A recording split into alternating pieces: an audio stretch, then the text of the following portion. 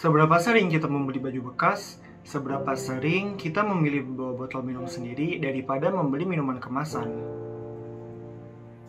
Hal-hal tersebut tentunya memiliki dampak positif pada perekonomian kita.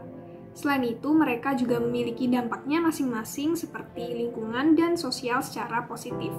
Hal-hal semacam ini merupakan contoh keberlanjutan ekonomi, yaitu segala praktik yang mendukung pertumbuhan ekonomi jangka panjang tanpa mengganggu aspek sosial, lingkungan, dan budaya masyarakat, justru meningkatkan kesejahteraan manusia dan kesetaraan sosial, sekaligus mengurangi kerusakan lingkungan secara signifikan. Ada beberapa sektor yang bisa diteliti lebih lanjut, tapi kali ini kita lihat pada sektor agrikultur.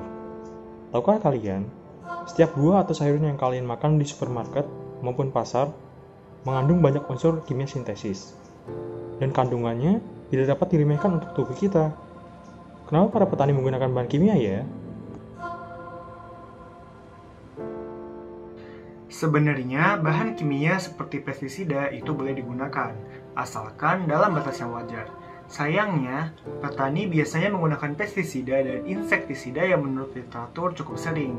Adanya pestisida dapat mengusir hama dan mempercepat pertumbuhan tanaman guna memenuhi kebutuhan konsumsi masyarakat.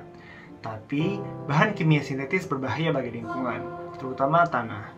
Penggunaan pestisida sintetis itu tidak mendukung biodiversitas dan keberlanjutan secara lingkungan.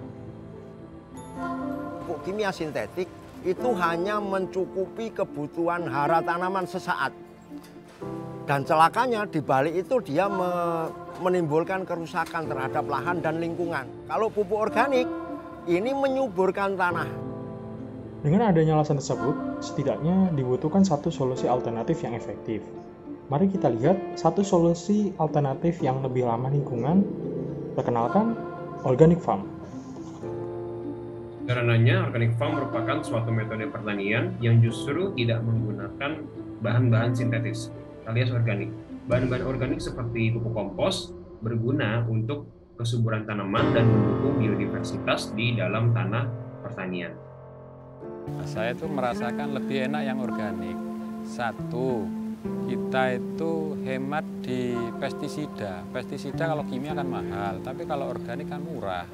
Jadi itu hemat di situ. Terus yang kedua, karena kita tiap musim kan sudah ngasih pupuk organik, kita tidak begitu butuh ke pupuk kimia. Jadi ya mengurangi biaya produksi lah.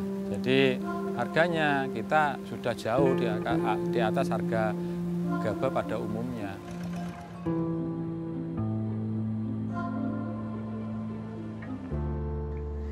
Jadi, implementasi organic farm bukan hanya mendukung perekonomian dan lingkungan, namun juga perhatian kesehatan yang lebih baik karena sedikit atau bahkan tidak ada kontaminan jahat di dalam produk pertanian.